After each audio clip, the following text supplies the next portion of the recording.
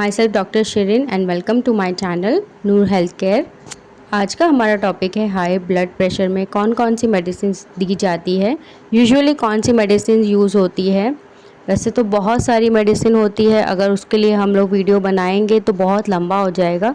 मैं common medicine आपको बताती हूँ।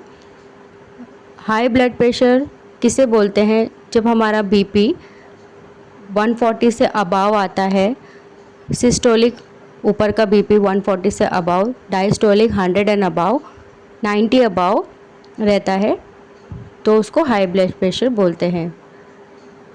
तो चलिए जानते हैं। सबसे पहले आता है ये प्लेन एम्लोकाइन, जिसमें सिर्फ एम्लोडिपिन है। ये अलग अलग एमजीज में आता है, तो एज़ पर नीड डॉक्टर आपको देंगे। अच्छे कार्डियोलॉजिस्ट को दिखाकर ही बीपी की दवा लेनी चाहिए और खुद से कभी बंद भी नहीं करनी चाहिए बीपी की दवा। वो आपको बताएंगे कि कब लेनी है और क्या करना है, रेगुलर लेना है या नहीं लेना है। आप एक अच्छे डॉक्टर को दिखा के, अच्छे कार्डियोलॉजिस्ट को, तो ही आप ये बीपी दवा लें। सेकंड हमारा आता है ये कॉम्बिनेशन मेडिसिन है एम्लोकाइन 80 करके। इसमें एम्लोडिपिन एंड एटेनोल है। ये भी अलग अलग एमजीज में आता है।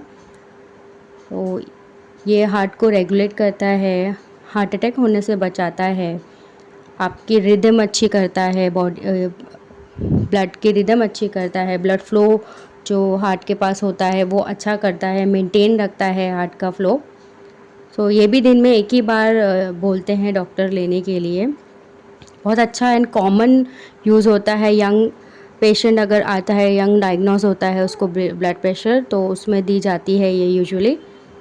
थर्ड हमारा आता है ये भी सिंगल सॉल्ट का मेडिसिन है, टेलमिकाइन करके आता है। ये भी अलग अलग एमजीज में आता है। एज़ पर नीड पेशेंट का ब्लड प्रेशर कितना रहता है, रेगुलर यूज़ कर रहे हैं, 10 डेज़ तो एटलीस्ट देते हैं, तो देखते हैं कि रेगुलर है पेशेंट का ये बीपी, वरना तो चेंज करने भी पड़ता है।